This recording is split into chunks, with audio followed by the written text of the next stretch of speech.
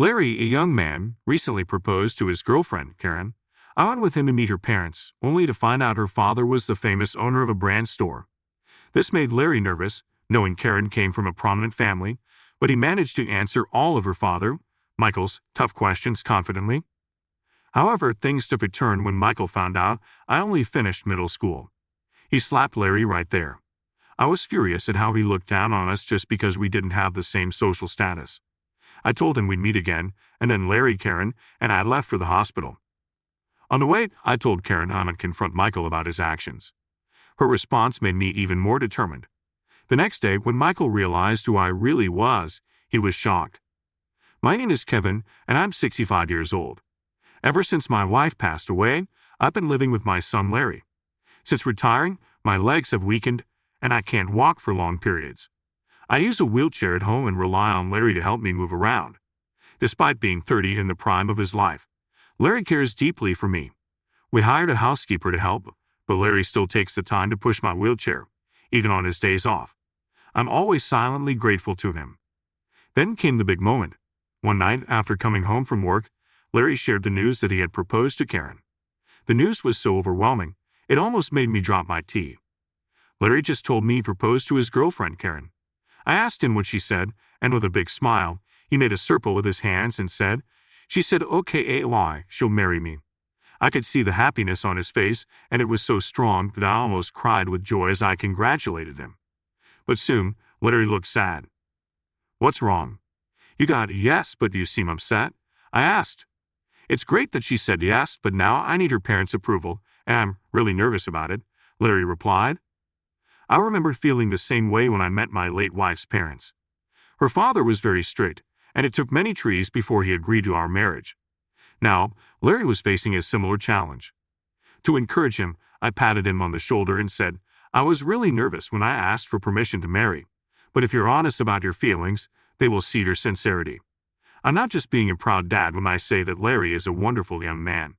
He's hardworking, helps around the house, and is well-liked because he's such a kind person. It's a bit scary, but I'll give it my best shot," Larry decided. "That's the spirit. But straight to your successful proposal," I said.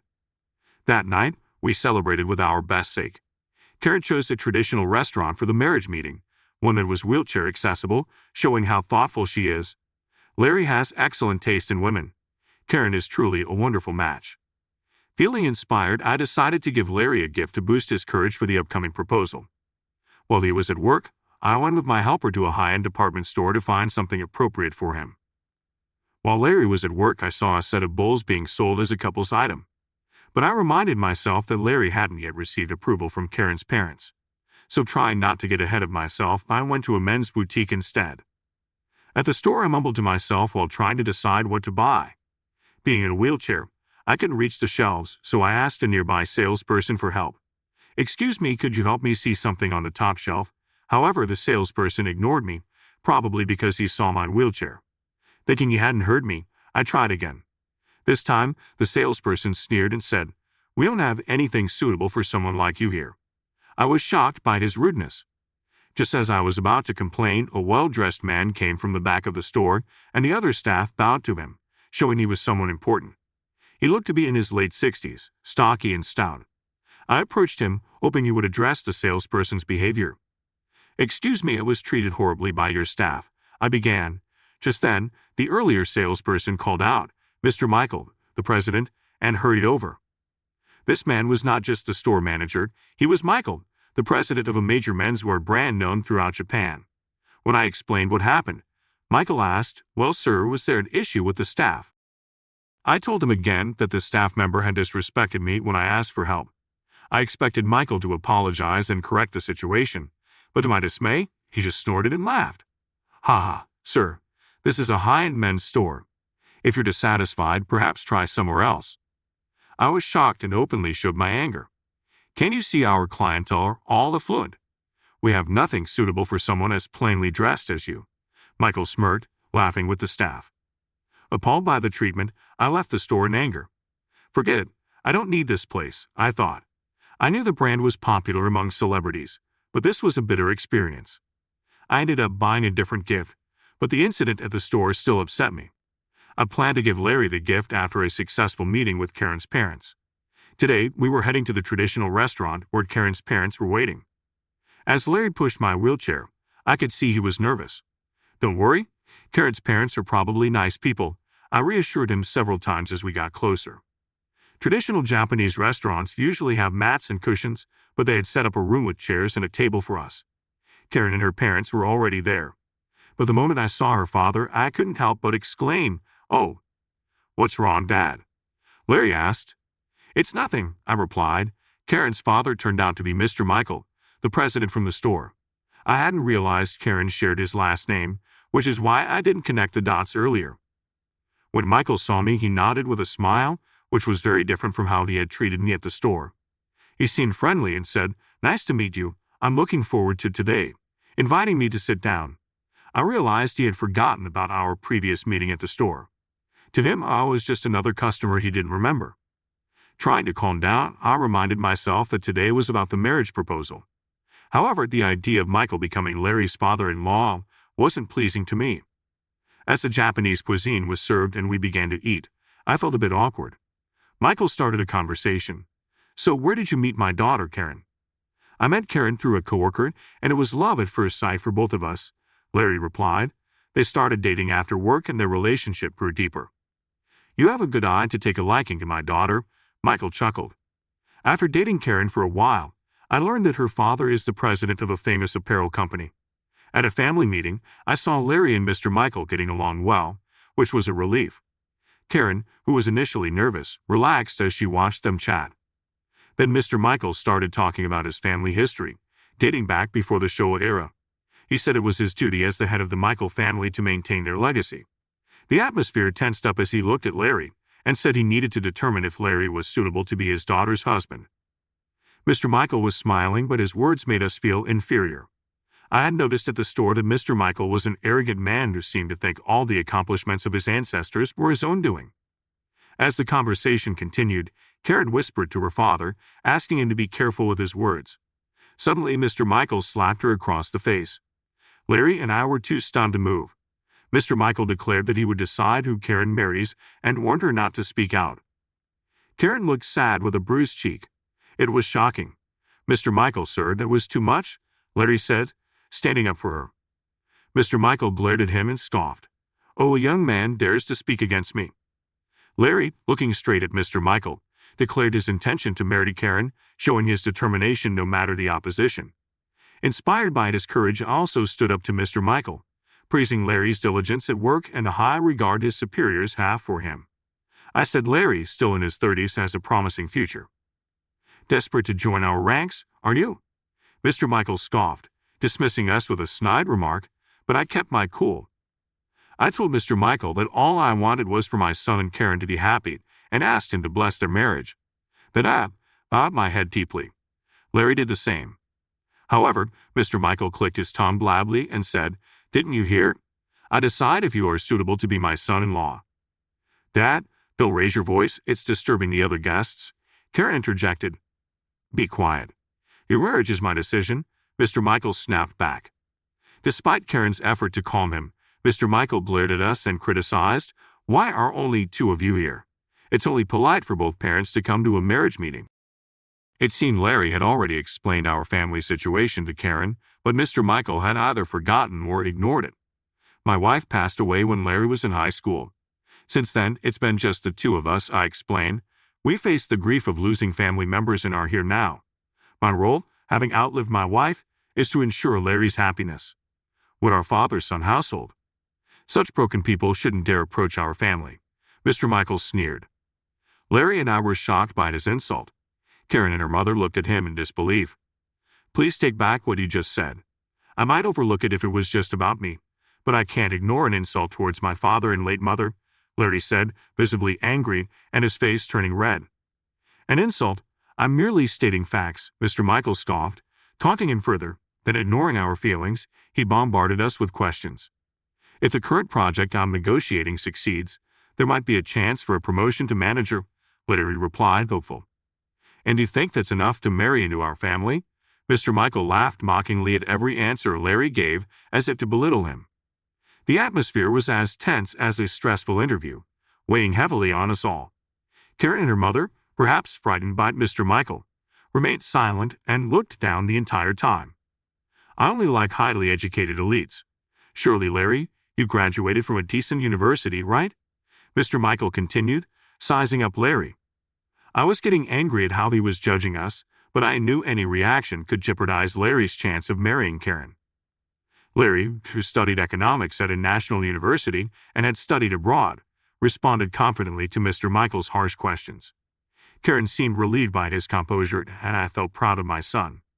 However, perhaps not liking Larry's confident attitude, Mr. Michael frowned and turned to me with a question. "And where did you go to university?" he asked. I had a bad feeling, but couldn't lie. Due to financial reasons, I only graduated from middle school and never went to college, I replied. At my answer, Mr. Michael's eyebrow twitched, and he fell silent. During the tense silence, Larry spoke up. Educational backgrounds still matter between Karen and me. We're serious about wanting to marry, he said. But as he continued, Mr. Michael suddenly struck Larry's face. Larry was sent flying through the sliding doors onto the outside corridor. A passing server screamed in shock. I moved my wheelchair to see Larry with his nose swollen and red. Karen rushed over and pressed a handkerchief to his nose. At this point, I had lost all patience with Mr. Michael. "What are you doing to my son?" I'd yelled at him. Mr. Michael looked down on us with disdain. A single father with only a middle school education. I wouldn't want my daughter marrying into that. "Get out," he said. It was clear he had struck Larry because of his disdain for our family background and educational level. Filled with the urge to retaliate but prioritizing Larry's care, I knew we needed to get into a hospital due to a possible fracture. I gave Mr. Michael a stern look and asked a server to call a taxi. While waiting, I asked Mr. Michael two last questions. "Do you recognize my face by any chance, Mr. Michael?" "What? I wouldn't know someone as poor-looking as you." Michael glanced at me and scoffed dismissively. "Is that so? That's too bad," I said, containing my frustration at his sneer. I didn't say anything as the taxi arrived, and with the server's help, we got in. Karen tearfully offered to come with us, so the three of us went to the hospital. On the way, Karen spoke softly. "My father has always been like this, always saying we are a noble family. It seems Mr. Michael became arrogant because he grew up in a privileged environment. Having too much wealth can corrupt people, but Karen is kind-hearted, not like you would expect from someone raised in such a way." She was still concerned for Larry, thinking about how happy they could be if they got married. But the big problem was her father. I told Karen, "We might have to face your father and it could affect you. Your mother at home." She looked at me, wide-eyed. Then with determination, she said, "No matter what, I want to marry Larry. I will tell my mother myself." Knowing her feelings, I took out my phone and made a call. "Hello, it's me. Sorry for the rush, but gather everyone for an emergency." Soon after, we arrived at the hospital. Luckily, Larry didn't have any fractures and just needed some treatment. We got a medical report from the doctor, now ready to deal with Mr. Michael, necessary. The next day, I went to a rented conference room downtown. Larry was with his assistant due to work. When I entered, many people were already there, including some older gentlemen and a woman in her 50s wearing glasses. Mr. Michael was also there. Seeing me, he looked shocked. "Why are you here?" he exclaimed loudly. As soon as he raised his voice, the others in the room glared at him. Noticing the odd atmosphere, Mr. Michael looked around nervously. "What's going on with everyone?" he asked. "It's obvious, Mr. Michael," you shouted. 3 remarked. "What's more important, why is a middle school grad in this sacred place?" Initially shocked, Mr. Michael now looked at me with disdain. "I gathered everyone here urgently," I responded. "You are not an outsider," Mr. Michael shouted in anger, but that just fueled his emotions further. I smiled a bit mischievously. Is it appropriate to speak to me like that, considering I'm a majority shareholder? Mr. Michael's face turned to disbelief, and I couldn't help but laugh. My goodness, not knowing your own company's shareholders? What a noble family, I taunted. It's true. I own more than half of the company's shares and attend shareholder meetings. Though being in a wheelchair might make me less noticeable, I had called the shareholders yesterday to organize an emergency shareholder meeting. "Thank you for coming on such short notice," I said, bowing to the shareholders who returned the gesture with smiles. Then, looking back at Mr. Michael, who stared at me wide-eyed, he flinched under my gaze. "Thank you for yesterday. I wanted to express my gratitude by holding this emergency shareholder meeting here. Emergency shareholder meeting. Mr. Michael trembled nervously. As the principal shareholder, I've worked as an investor. Even from my wheelchair, I analyze market trends and mentor juniors on investment strategies. The profits from my investments have exceeded hundreds of millions of dollars, allowing me to provide financial aid to numerous companies. As a shareholder, I can influence the company's management policies and participate in the appointment and dismissal of executives. I would like to discuss a proposal for the dismissal of President Michael, I said. What? Fire me? That's ridiculous, Mr. Michael exclaimed and tried to leave the room. However, other shareholders blocked the door.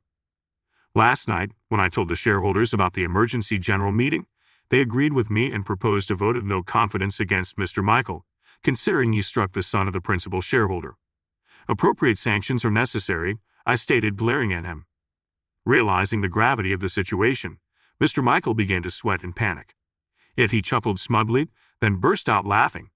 Ha ha, you think you can intimidate me? I won't let my family's legacy crumble in my generation. Mr. Michael looked around at the shareholders. If you fire me, this company is finished. Our brand stands out because of its 110-year history. I plan to merge it with another company I support. I retorted, I am also a major shareholder in another company and considered merging it with Mr. Michael's. I was prepared to use any means necessary to oust this contemptible man from his presidency. It's called an absorption merger. Your company will be absorbed by another. I told Mr. Michael, I won't allow it, as he stood defiantly against the idea of an absorption merger, knowing it would mean he could no longer be president. He became hostile towards me, saying, I won't let someone who knows nothing about running this family business take it from me. I can't let what was done to my son go unaddressed, I countered. We glared at each other, the tension in the room thick. Then, with a cunning smile, Mr. Michael pointed at me and said, You say he was harmed, but do you have any proof? It's rude to accuse someone without proof. You won't be easily forgiven, even if you apologize on your knees. He then loudly asked the other shareholders, Have any of you seen proof from Mr. Kevin? They looked at each other and shook their heads. I had only informed them verbally of the situation. Nobody had any proof. Then Mr. Kevin's claims must be false, Mr. Michael concluded, as the room began to murmur and suspicious glances were cast my way. Confident he had turned the situation around, he gloated, You almost deceived everyone with your lies. I should sue you for defamation and get a hefty compensation. As he approached me, still silent, he taunted, Why don't you say something? Or perhaps you do have proof? Yes, I replied. I prepared something special. I had set up a projector in front of the screen and connected it to my cell phone. I've obtained special cooperation for the agenda. I will now play a video, I announced to Mr. Michael and the others. I then played the video stored on my phone. Displayed on the screen was a scene of the Michael family and my family having a meal together. The footage was shot from an overhead perspective, clearly from a security camera. When Mr. Michael realized he was on camera, he started to panic. What is this video? When did you get this? He tried to approach me, but the shareholders held him back. I had anticipated this and secured the evidence in advance. In fact, after sending Larry to the hospital yesterday, I went back to the restaurant. I explained to the restaurant owner and the waitress what had happened and managed to get the security footage from them.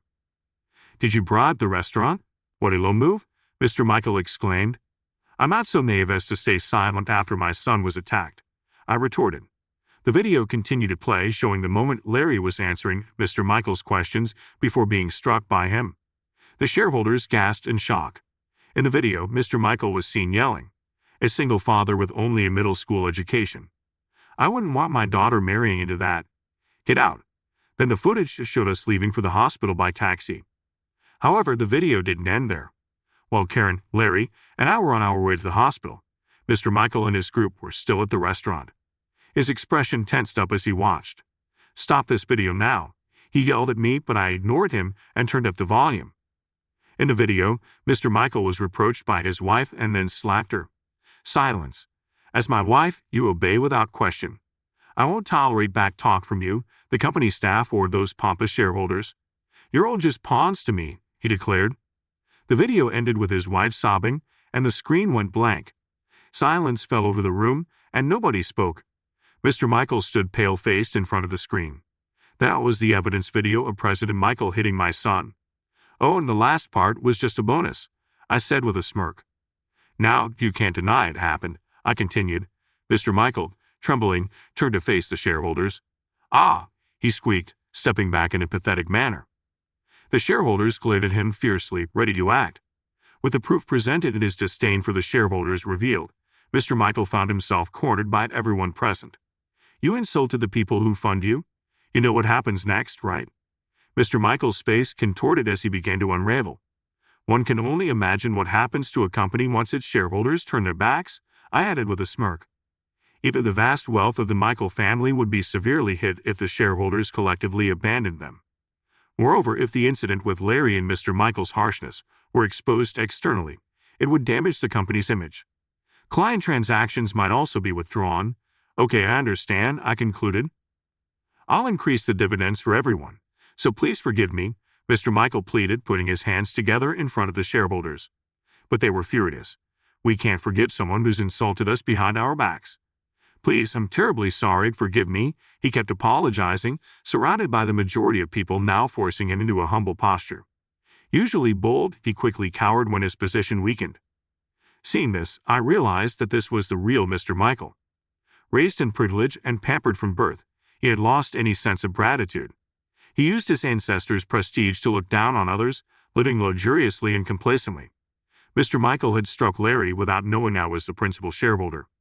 This was the result of his choices. Unable to gain forgiveness from the shareholders, he half cried, clinging to me. Mr. Kevin, I am so sorry, please forgive me. Do you regret hitting my son? He nodded vigorously and knelt before me. Absolutely, I will also pay damages to your son, so please continue to support us financially. I refuse. My goal is to remove you from the presidency, I responded. We met before the marriage meeting, remember? At that restaurant we visited, he finally recalled our meeting as his face turned pale with trembling. A company that can't train its staff properly isn't worth supporting. I gave him a cold look. Out of desperation, Mr. Michael blurted out an incredible offer. Then I will give you my daughter, Karen. I have raised her strictly. She is a fine woman. Please do as you wish with her. Despite it being his own daughter, he treated her like an object, which enraged me. Don't mess with me. Children are not offerings. Anger nearly caused me to fall from my wheelchair. I apologize, but Karen wishes to marry Larry, and her will is also my will, I said. Oh, so you won't oppose Miss Karen's wishes? He asked. Of course not, I smiled slightly, and he misunderstood my forgiveness, slumping down relieved. Let's hear it from the person herself then, I called out towards the door. Come on in. As the door opened, Larry, Karen, and Mr. Michael's wife entered. Seeing the three, Mr. Michael's mouth fell open in astonishment. Why are you all here? We came together, they replied. I had asked the three of them to wait by the door until I gave them a signal. I called them in to confront Mr. Michael about their intentions directly. Seeing Larry with scars on his nose and me, Mr. Michael quickly bowed his head to Larry. Larry, I deeply apologize for raising my hand against you. I am very sorry. Larry didn't respond and turned to face Karen. My desire to marry Karen remains unchanged, but first, please hear what she has to say. Karen looked straight at her father and said, I have lived obeying your orders, grateful for how you raised me, but now I choose to be with Larry. Karen and her mother stood side by side, glaring at Mr. Michael. My mother and I are leaving the house and will cut ties with you, Karen declared. In the taxi, I had learned about her decision to separate from Mr. Michael. That's why I brought them here to tell them directly. Why? How? You're my wife, aren't you? He said, grabbing his wife's shoulder and shaking her. However, she presented him with signed divorce papers. I will not let a cruel husband dictate my daughter's life. Larry and Karen, they declared to Mr. Michael, we will get married after cutting ties with you, and my mother and I are leaving home. Thank you for everything up to now. She bowed her head, signifying their estrangement. Rejected by his family, Mr. Michael became desperate. No, don't abandon me. I've been awful, raising my hand and speaking harshly. I regret it. Don't leave me. But they looked down on him, expressionless. Seizing the moment of his isolation, I'd addressed the shareholders. Let's get back to the main issue. Those in favor of dismissing President Michael, please applaud. A few scattered claps gradually grew louder. When everyone except Mr. Michael clapped, his fate was sealed. This marks the end of your glorious life. Curse your own foolishness, someone said. Mr. Michael collapsed to the floor, weeping loudly. With that, the emergency shareholder meeting concluded. The company was then absorbed through a merger, and Mr. Michael was stripped of his executive position. Now shunned by former business associates who were aware of his brutal behavior, he found himself completely alone. Furthermore, a skilled lawyer hired by his wife exposed years of domestic harassment, resulting in a multi-million-dollar settlement. The once prestigious Michael family fell apart with his generation. Mr. Michael tried to start new businesses using the remains of his fortune, but he soon faced financial difficulties and went bankrupt multiple times, increasing his debts until nothing was left. His mansion was taken to repay debts, and all his valuable possessions were confiscated. Without work, family, or home, Mr. Michael wandered until he became homeless. One can only imagine what his ancestors, who had built such wealth, would think of him now, possibly standing by his bedside at night, whispering words of resentment. After the merger, Karen and her mother lived modestly, their spirits lifted, free from Mr. Michael's oppressive presence. Larry happily married Karen. They built a new home and invited me to live with them. Initially, I refused, not wanting to intrude on the newlyweds, but they insisted, and I was spared from loneliness. And one thing I almost forgot, I finally gave Larry the wedding gift,